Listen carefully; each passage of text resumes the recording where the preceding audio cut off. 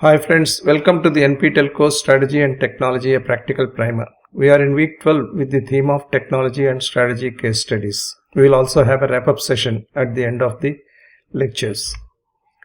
In this lecture, which is the 56th in the series, we will discuss the topic of renewables and electric vehicles. Renewables and electric vehicles are driven by innovation. They help the cause of the green planet of the future. From the production and consumption focus until now, innovation is expected to play a major role in boosting renewables and electric vehicles. Renewables as a domain seeks to replace the use of fossil fuels and other non-renewable energy sources by renewable energy sources. When we talk about renewable energy source, we mean solar, wind, hydro, and even geothermal. Innovation for generation of renewables has to be matched by innovation in storage of such energy. Given the seasonality and cyclicality in renewables, battery itself is a great example of storage of energy. After several years of hesitation, electric vehicles have now taken the center stage. They are the vehicles for zero emission mobility, thanks to the mandates from the governments globally.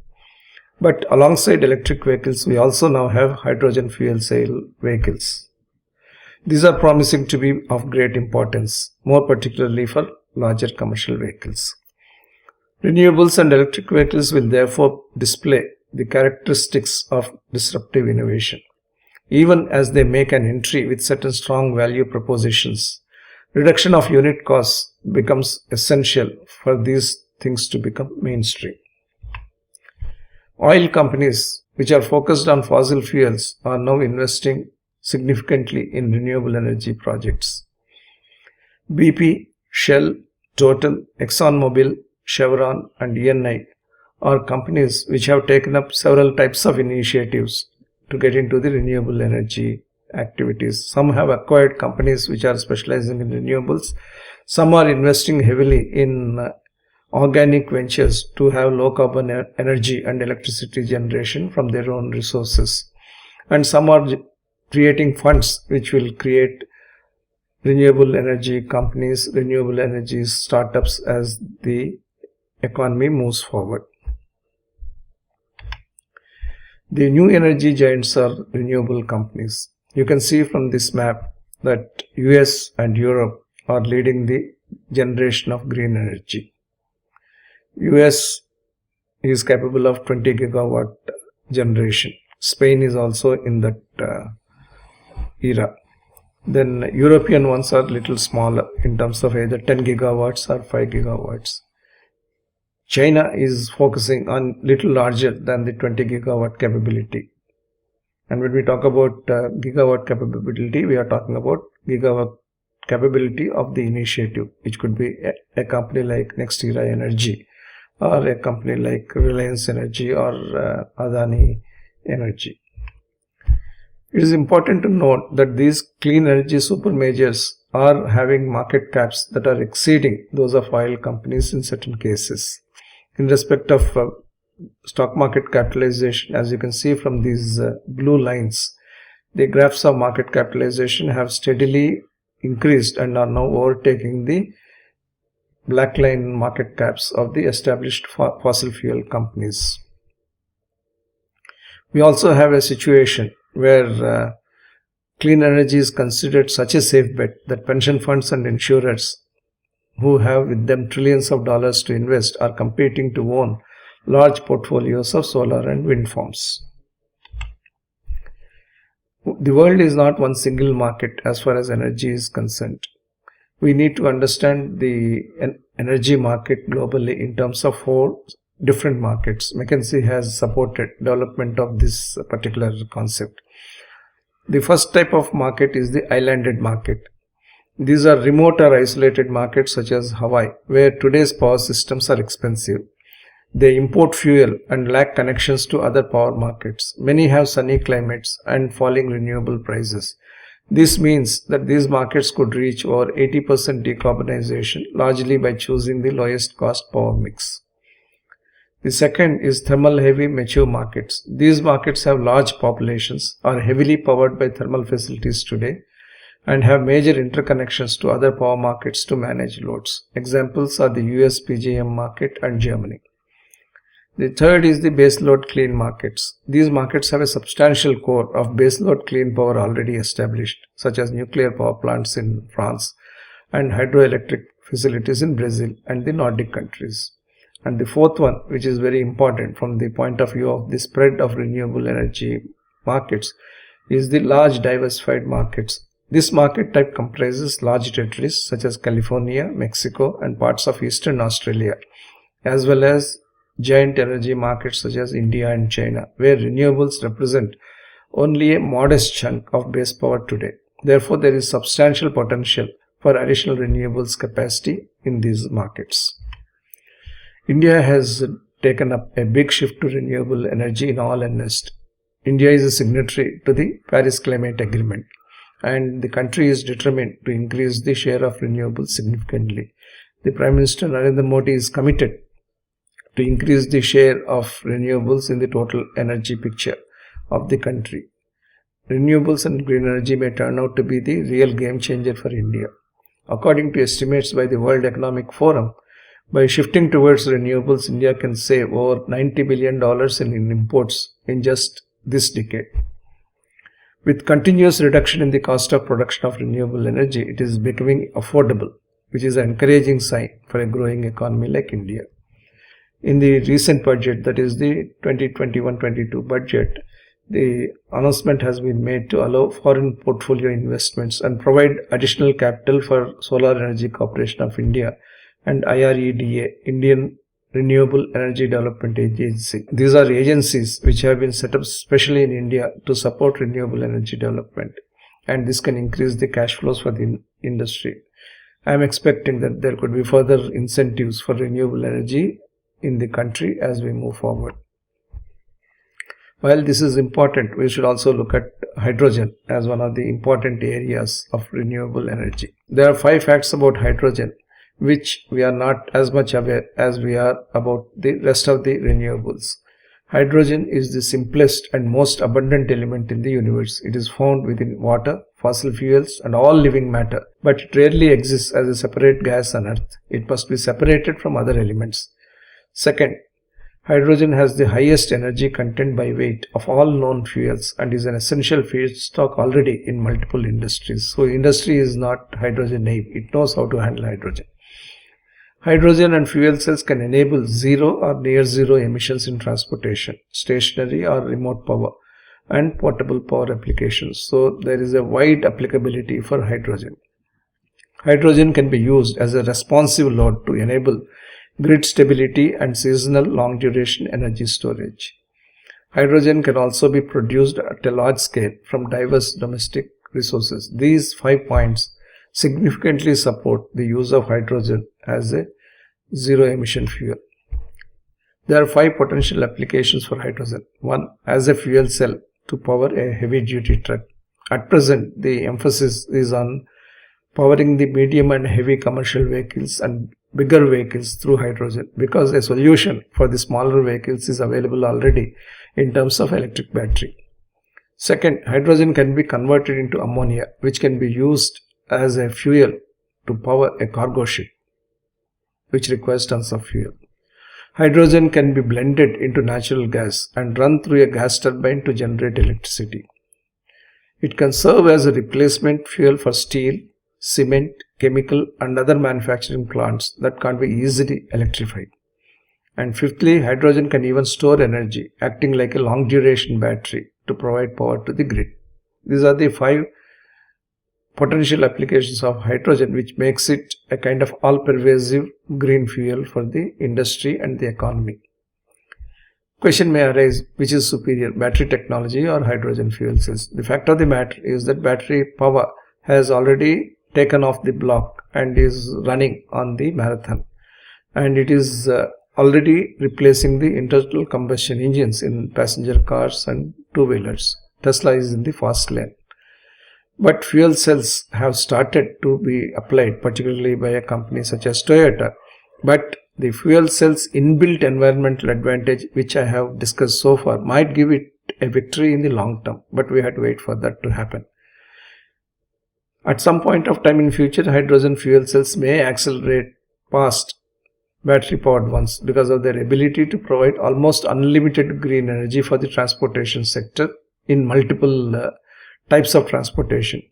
It also may help retain the engine configuration. This has been one of the main reasons why Toyota is rooting for hydrogen fuel cell in comparison with a battery vehicle. IHS market data is based on the current trends, and its view is that by 2030 battery electric vehicle production will reach nearly 18 million a year, with fuel cell electric vehicles being only 500,000 vehicles. This is also related to the fact that the fuel cell vehicles as of now are contemplated to power the larger vehicles, which are less in number compared to the passenger cars and the lighter commercial vehicles. H2 at scale is extremely important for hydrogen to be universally applicable. For that, we need an initiative which is pan-continental and across various types of generation, distribution and storage of electricity. So transportation, synthetic fuels, upgrading oil mass, ammonia, fertilizer, metals production, chemical industrial processes, heat distributed power, these are all the hydrogen seeking and hydrogen using industries as we see in the future. We have the gas infrastructure already. We have the fossil fuels, we have the nuclear, we have the renewables, which have the conventional storage. All of these things power the electric grid infrastructure, and that electric grid infrastructure goes into the industries as of now.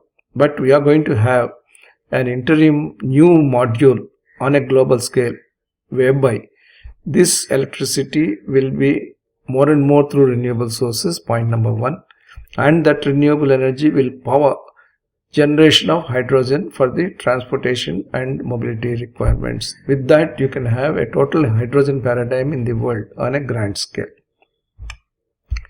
The future of hydrogen is indeed bright. It will be the biggest green hydrogen development project when the Green Hydrogen Catapult initiative succeeds in its mission. It wants to enhance hydrogen development and usage 50-fold. In this initiative, green hydrogen is produced using renewable energy and electrolysis. It splits water and is distinct from other forms of hydrogen. The new initiative aims to cut the cost of green hydrogen to less than $2 per kg. This would help cut emissions from the world's most carbon-intensive industries, including steel making, shipping, chemicals, production and power generation. Because $2 per kg is an attractive rate for the developed world to take this hydrogen as a feedstock fuel. The founding partners of this initiative are Saudi Clean Energy Group, Aqua Power, Australian project developer CWP Renewables, Chinese wind turbine manufacturer Envision, European energy giants Iberdrola and Ørsted, Italian gas group Snam, and Yara, a Norwegian fertilizer producer. Power of hydrogen fuel is the missing link in the race for carbon neutrality. Green hydrogen produced without fossil fuel energy is a popular buzzword today for businesses as well as government leaders across the globe. Toyota has already launched its sedan quietly way back in 2014 for the mass market hydrogen fuel cell vehicle, whereas Hyundai launched the Nexus SUV with hydrogen fuel in 2018. So the vehicles are already on road and they are running, and the movement towards mass application is happening in an accelerated fashion in Japanese and Korean companies. Hydrogen fuel trains are tipped as a good alternative for diesel for trains that cannot run on electricity. French manufacturer Alstom has been testing such a train in Germany since late 2018. 4 French regions have already signed an agreement with the developer Alstom to put prototypes on the rails. The air transport sector is a different kettle of fish for zero emissions. Air transport doesn't look at zero emission paradigm. It looks at reducing the pollution of carbon to 50%. And for that, 2 paths are being explored. The first path is to use hydrogen as a fuel straight away, but that requires overcoming serious technical obstacles. and the design of aircraft itself has to be modified. The second path is to combine hydrogen with carbon dioxide and to produce a synthetic fuel that can be used by itself or along with other fuels, so that the carbon emission particularly, is reduced by 50%. India is not lagging behind in terms of green energy. We have one of the most ambitious green energy programs in the world. Already a lot of capacity has been established in the green energy, and at least 10 renewable energy companies are already existing, and some of them are listed publicly in the stock markets. Reliance Group, led by Mukesh Ambani, has made a public announcement of investing $10 billion in new energy initiatives, and a new company has also been established for the purpose. And the main thrust of this investment will be for creating 4 gigafactories which will manufacture and fully integrate all the critical components of the new energy ecosystem, and for the value chain, partnership and future technology. So there are 4 aspects. 1, creation of the gigafactories. 2, the value chain. 3, partnership. And 4, future technology. And Reliance goal is to establish at least 100 gigawatts of solar energy by 2030. Adani Group, led by Gautam Adani, has already been in the renewable energy field.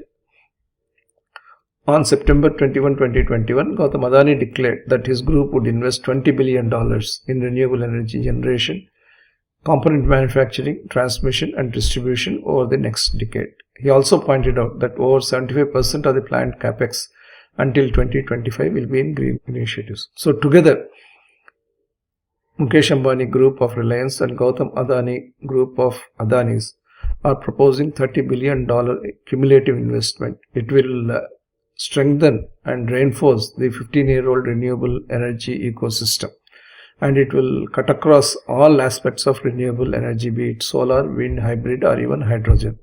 Paths may look different, but the goal is the same, and the renewable energy requirement is much greater than what has been outlined by these 2 groups. NTPC, GAIL and various other public sector giants involved in the energy field are also coming in to set up green energy projects.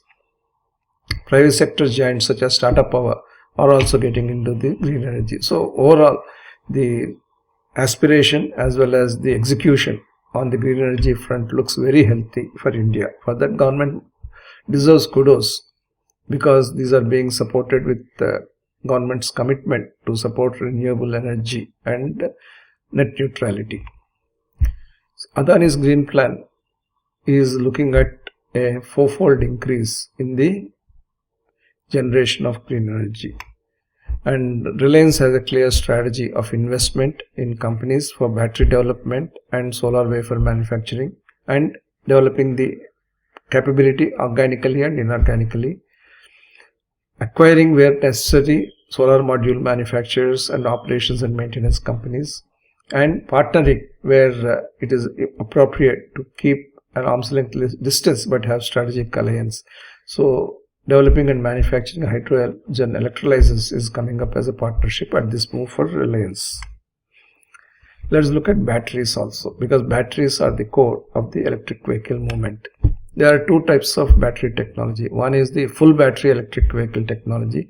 The other is plug-in and full hybrid battery vehicle technology. Tesla is the leader in the global electric vehicle manufacture. It has already created vehicles with up to 110 kilowatt hour battery systems. These cars can store enough energy to power a light bulb for 76 days and power a car for 400 miles. That is, the cruising distance is 400 miles already. The new Porsche car is also a response by the European industry to Tesla's high-performing EV. It contains a higher capability battery with a greater cruising range. Toyota is looking at PHEV, the Prius Prime. It boasts an 8.8 kilowatt hour battery pack, which enables the vehicle to achieve nearly 55 mpg in the city. As you can see, this capability is much less than the Tesla capability, mainly because this is being put in a hybrid vehicle, which can have both electricity and gasoline, but the tweak is towards more of electricity. The battery design is designed to play upon the availability of materials as of now and optimize on the ease of manufacturing the batteries.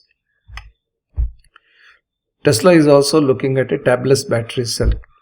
This will improve electric cars' range and power.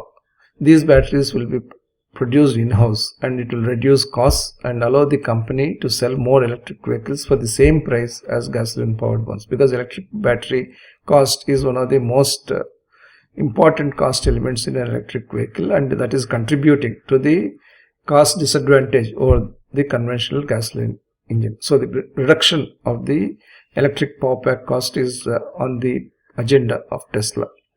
The new cells are bigger, therefore they provide more energy and power, and they also reduce the cost per kilowatt hour.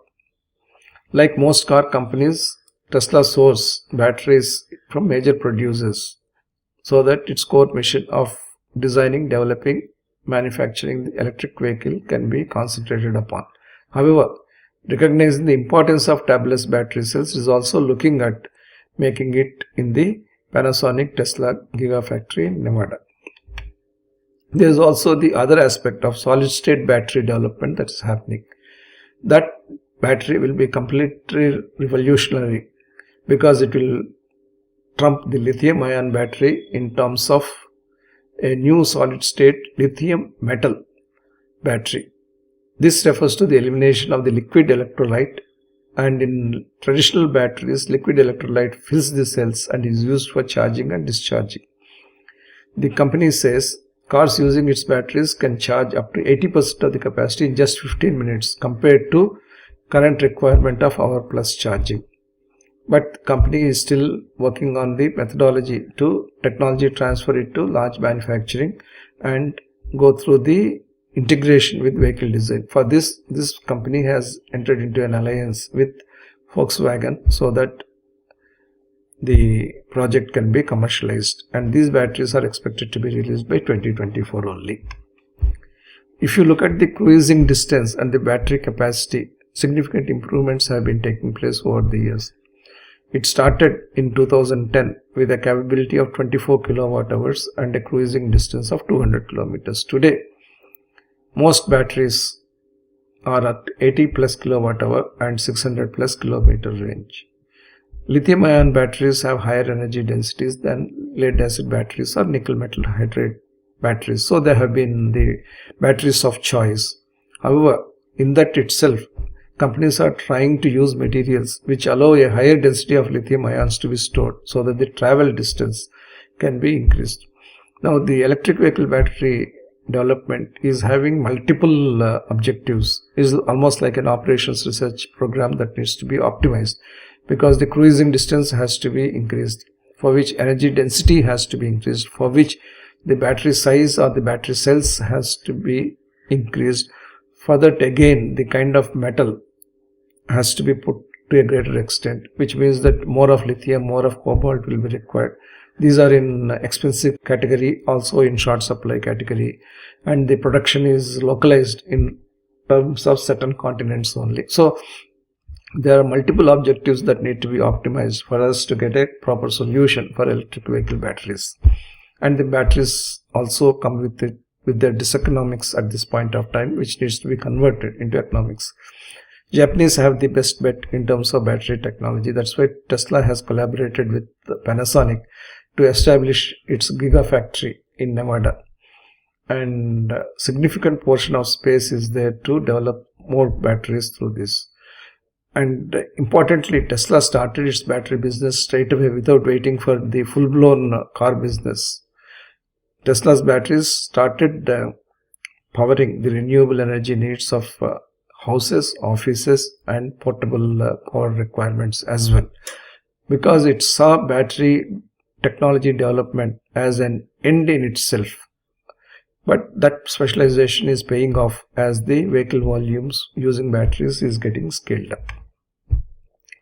The new batteries of Tesla are going to have low cost structure and long life, and the goal of Tesla is to make an electric car which is cheaper than the gasoline powered car. Low cobalt or cobalt free battery chemistries will be utilized. The use of chemical additives, materials and coatings will reduce internal stress and enable batteries to store more energy for longer periods. And also the battery manufacturing processes themselves are expected to be upgraded further. So these high-speed, heavily automated battery manufacturing processes will reduce labor costs and increase production in massive scale. Tesla refers that in future there will be terafactories, which are about 30 times the size of the company's sprawling Nevada gigafactory. So we can imagine the kind of scale-up that is going to happen in battery development and manufacture. Tesla is also simultaneously working on recycling and recovering of such expensive metals as nickel, cobalt and lithium through its affiliate, and also to provide second life applications for those recycled batteries in the grid storage systems which Tesla has built in various countries. The future of electric vehicle batteries at the minimum is in terms of gigafactories. Smaller countries such as the UK will have gigafactories which would churn millions of electric vehicle batteries. Mega countries such as the United States will have terafactories which will have several millions of vehicle batteries required over periods of time. In order to make lithium-ion batteries cheaper, universities are also chipping in. They are looking at lithium iron phosphate batteries, and these use different electrode elements. There is also a proposal to say that lithium itself is somehow eliminated if it is possible. More use of nickel is being thought about. So there is a search for new sources of lithium as well if lithium has to be continued. Studies are on with regard to the recycling of lithium on a massive scale, and whether bacteria could help achieve this is a lateral thinking and research that is happening. So in future it will be important to design batteries that can be easily disassembled to reuse the metals they contain. Lithium is a very reactive metal and it presents challenges for people who are tasked with handling it. It's going to be a very challenging task to A. reduce the amount of lithium, B. find new sources of lithium, and C. when lithium is used, recycle the lithium in a safe and non-hazardous manner. So the future batteries will have, from a structural viewpoint, three types of approaches. One, structural batteries, that is where a battery in which all the structural components are bonded together so that the battery contains appropriate strength but with less number of components. Second, vertically aligned carbon nanotube electrode. Vertical batteries are supposed to be better, which we are seeing already in the lead acid batteries. So even in the lithium-ion batteries, vertical alignment of carbon nanotubes will provide greater capability. There is an expectation that it will boost battery power tenfold, increase energy storage threefold, and increase the life cycle of a battery fivefold. Researchers at the University of Texas also have developed a lithium-ion battery that doesn't use cobalt for its cathode. Instead, it switched to a high percentage of nickel, using manganese and aluminium for other ingredients. These are some of the other directions in which the future battery development is taking place. As much as the battery development and the metals involved in this, the chemistry itself is very important. If we develop a battery chemistry that is free from heavy metals like nickel and cobalt, it could outperform lithium-ion in respect of availability, in respect of manufacturing ease, in terms of recyclability, and in terms of the first cost as well as the second cost. This kind of chemistry that has been developed by IBM Research has never been used in combination in a battery before, and these materials can be extracted from seawater. And for this purpose, IBM Research is collaborating with Mercedes-Benz, a leader in passenger cars, to develop this product into commercial state. And the flammability of this battery will also be low. So there is a very advantage that seems to be packed in this IBM Research battery chemistry. Now let's look at electric vehicles themselves. We'll focus on Indian vehicle developments very fast, and then look at the recent Sony car that has been positioned in the CES 2022 at Las Vegas. Every government has been mandating electric vehicles. Norway has been a leader in this. It said that no new gasoline and diesel vehicle sales by 2025. Ireland by 2030. Israel 2030. Netherlands emission free by 2030. France, no new gasoline and diesel vehicle sales by 2030. 2030 thus is coming to be a magical number as far as the banning or stopping of conventional fossil fuel based vehicles and substituting them by electric vehicles of zero emission. United Kingdom has a slightly stretched goal which I believe has been forwarded since the time this slide has been prepared. Taiwan, no new non-electric motorcycles by 2035 and no new non-electric four-wheel vehicles by 2040. China wants to phase out combustion engine by 2030. Germany, ban on all IC engines by 2040. And some states and Canada provinces are looking at reducing national vehicle emissions to zero by 2050. The Government of India has formulated a scheme called Faster Adoption and Manufacturing of Hybrid and Electric Vehicles in India. Its acronym is FAME India. In February 2016. It has since been updated to FAME 2 scheme in February 2019. These schemes envisage significant amount of incentives for the manufacturers and buyers of electric vehicles. One of the important things is that, especially in respect of electric vehicles, mobility is also emerging as a service. So EMAS is likely to take place in a big way in India. But the Indian government and the Indian automobile industry must seize this opportunity of electrification of automobiles so that the Indian automobile industry can be repositioned to gain global leadership in this new field. And that should include also hydrogen cell vehicles. But it is a challenging task. If you look at the electric vehicle ecosystem, the number of participants and the stakeholders is immense. It all starts with vehicle design and manufacture. Then you need new changed component structure that is required to support that. And we need batteries as well. And those vehicles have to be tested and developed using new electric vehicle standards. And to make this happen, we require new generation of materials, whether for batteries or for other components which are supposed to be lighter in an electric vehicle. Then you require new changed dealer infrastructure. We need to operate those vehicles, for which you need battery swapping stations. We need charging stations. So the entities that are directly involved in electric vehicle manufacture are plenty, and some of them are new. And also for this to happen, you need number of other stakeholders at an entity level, automobile and component firms, and at the industry level, automobile and component industry, governments, both state and central, power producers and distributors, academic institutions, research laboratories, global collaborators, customers, and finally regulatory bodies and testing agencies. Lawmakers will have an important task cut out to make sure that this transition is transparent and also is defensible in terms of protecting industry interests as well as the consumer interests. These EV companies require massive investments to work on their plans. Automobile industry itself is highly investment intensive. Electric vehicle industry is even more investment intensive because there are so many aspects of the electric vehicle that need to be developed from ground zero, and there is a lot of experimentation and iteration involved in developing of the components and the vehicles. So, and the turnover and the profitability of the electric vehicle segment is unlikely to be as good as or as attractive as the IC engine automobile industries at present. But that is the future. So how do we fund this?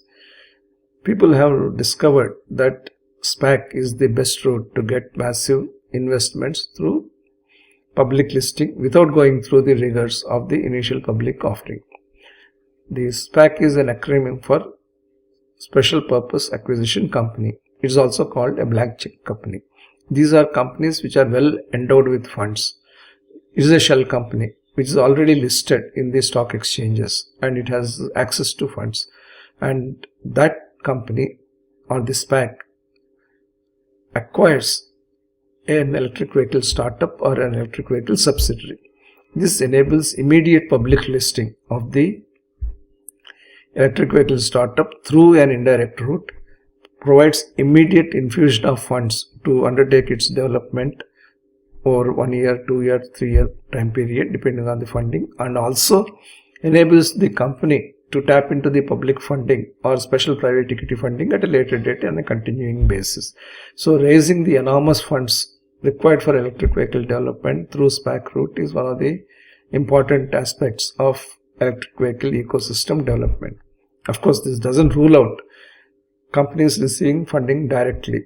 Some companies have therefore set up subsidiaries which can take money from the private equity investors and fulfill their requirements for aggressive funding. There is a giant market potential.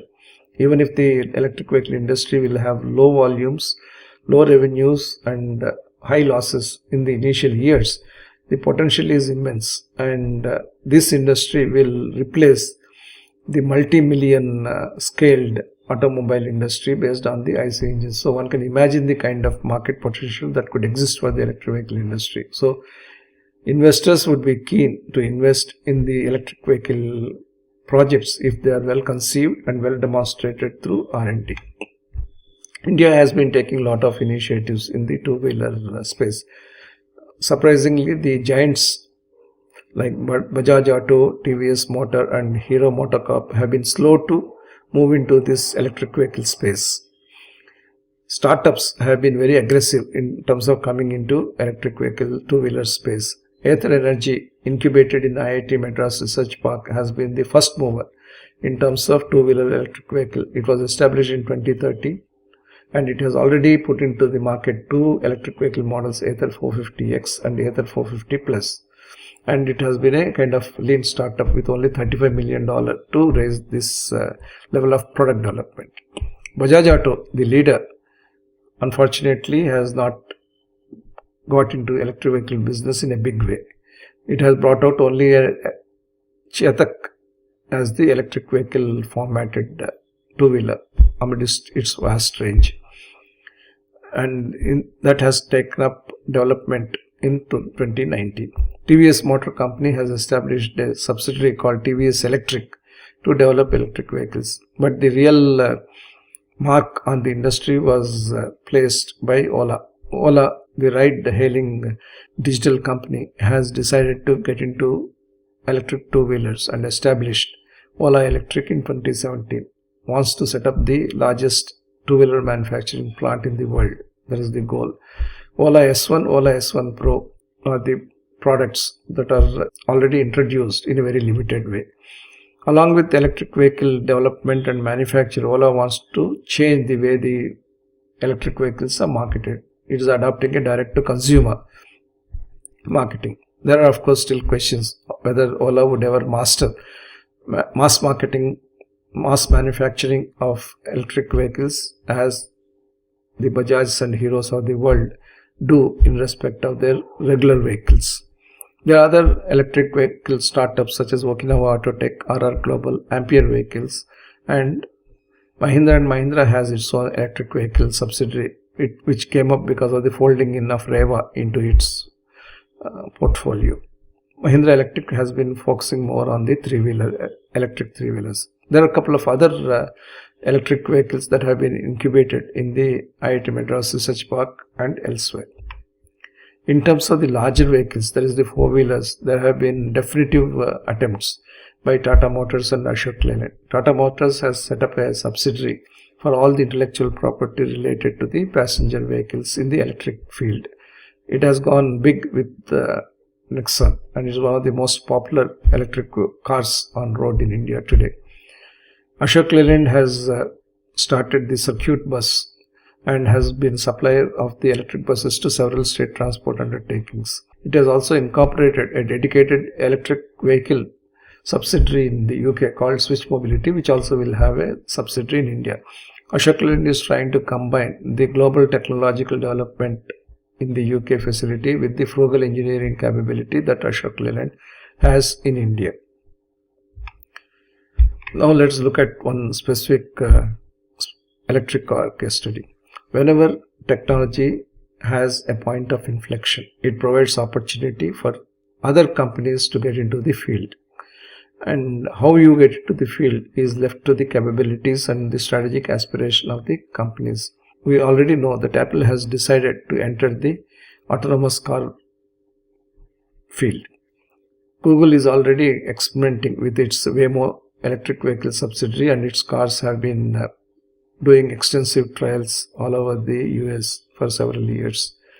Now Sony has come up with its electric car, and the theme is that the company has got all the electronics and all the digital technologies that power a new generation autonomous car, and therefore Sony would like to enter the field of electric car manufacture. If this proposition comes true, then from selling car stereos to designing and manufacturing electric cars, Sony has certainly come a long way. At CES 2022, Sony showcased its concept vehicle and also announced the formation of a new company called Sony Mobility Inc. As per the official website, it will explore the EV market in a larger canvas with this new entity. This is the picture of Sony electric car. It's called Vision S02. Last year, in the same event, S01 was announced as its first electric vehicle concept car, and it also had driving tests. Taking the feedback from that, now the company has come up with a SUV form factor for the electric car. It will seat 7 people. And in terms of design, the Sony car looks very classy and capable of holding on its own against the Teslas and Mercedes-Benz of the world. And the brand is betting big on safety and user experience as part of the mobility experience through the Sony car. Sony Mobility itself has got ambitious objectives. The first objective is to collaborate on the technological front. It will make the best use of artificial intelligence and robotics technologies. Besides imaging, sensing, 5G, cloud and electronics, all the digital technologies in which the company has got a major competence, all of these things will be in collaboration with each other to create the mobility options. Second, it will be a network of products. It is not just a car that is going to be run by Sony Mobility. It will also be a robot and drone. The autonomous entertainment robot is Aibo and the drone is Airpeak. And Sony will continue to create a new value in a variety of fields using car mobility as well as these mobilities. And the idea is also to have devices and vehicles which will have harmony with nature. So Sony Mobility will help realize a world where everyone will live in harmony with robots on a daily basis, fill people with emotion at the same time and contribute to society. This is another view of the Sony car. For autonomous driving, Sony is using LiDAR, light detection and ranging methodology and technology, and high resolution CMOS sensors, where Sony has got a great position to sense the surroundings on a 360-degree basis. The company is currently conducting verification tests for level 2 plus autonomy status, same as Tesla. It is in the dashboard that Sony is seeking to bring in a completely new experience. The dashboard will be dominated by a panoramic touchscreen interface. It will enable interaction with gestures and voice commands. The car's display and audio will be customizable through the companion mobile app. It will be 5G ready for high-speed connectivity on the go. Much like Tesla, Sony plans to offer more features via software updates. Taking advantage of its in-house multimedia expertise, Sony has plans to equip the car with 360 reality audio and Bravia Core video service for passengers. Remote play capabilities will enable PlayStation games during the journey. There are 4 anchors for Vision S. 1. Safety. Safe and secure mobility is the prime requirement because it's going to be an autonomous vehicle. 2. Adaptability. Getting closer to people and growing together. 3. Entertainment. Enriching the mobility entertainment space. And 4th, a new SUV type prototype vehicle that accommodates diverse values and lifestyle and is in harmony with the society. For safety and security, the mobility will have 360-degree LiDAR. This will be of high sensitivity and high resolution capability and wide dynamic range. The LiDAR sensors will accurately sense the 3-dimensional space. Intuitive driver interaction in conjunction with the vehicle sound system and the HMI system will ensure accurate judgment of smallest of sounds that happen outside the car environment. Sony also wants to provide greater safety and comfort through all the sensor and communication technologies that it has at its command. For being adaptable, time-of-flight sensors are being used, and it will monitor driver authentication and watch over passengers. They will also support intuitive gesture and voice commands to enhance usability of the car interface. The vehicle will include a new function to customize the display theme and acceleration and deceleration sounds of the vehicle. Entire operation of the vehicle, be it vehicle settings, key locks and user settings, can be synchronized by linking the vehicle to the cloud using mobile communication, including 5G communication, and have low latency, high capacity and high speed capabilities in the bargain. And all updates will be continuous through over-the-air format. Therefore, security and service functions will be part of the vehicle management system. And the in-house technologies of Sony in these fields are immense, and tests have proved that a car can be highly adaptable utilizing these technologies. And as far as the entertainment is concerned, Sony tries to bring all of its music and video capability as well as the gaming capability through the digital video service Bravia Co. into the car. Similarly, the rich acoustic purity is expected to be made available through the 360 reality audio. With this, the possibilities for in-vehicle entertainment gaming capabilities will be enhanced further, and PlayStation games can be played in the car on the go. And in terms of the configuration itself, you can see that it is a 7-seater vehicle, and it is capable therefore of being modified to multiple uses, from on-road to off-road, urban to rural, and this will ensure that the safety, security, adaptability and entertainment are available in one form factor, which is adjustable and customizable for different social needs. That's how Sony is planning its car project in the electric space. These are the notes on battery innovation, notes on renewable energy and notes on hydrogen fuel. So thank you for your attention. Hope to see you in the next class soon.